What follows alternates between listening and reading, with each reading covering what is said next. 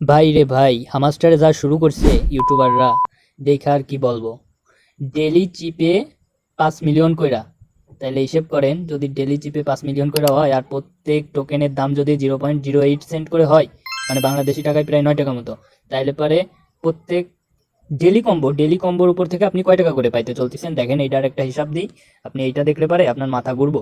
Daily 50 lakh মানে 5 million যদি আপনি পান, তার গুণ ধরলাম আমি 0.08 USDT না ধরে আমি বাংলা টাকায় ধরেন 5 টাকা করে ধরলাম।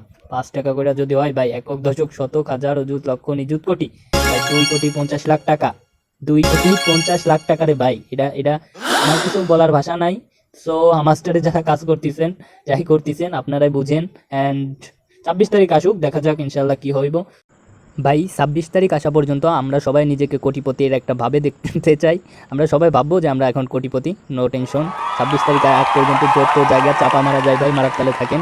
26 তারিখের পরে আমরা বুঝবো যে কি হইব। তবে আমার জীবনেও মনে হয় না যে এমন কিছু হইব। সো দেখা যাক 26 তারিখ আসুক কি হয়। ধন্যবাদ সবাইকে ভিডিওটি দেখার জন্য।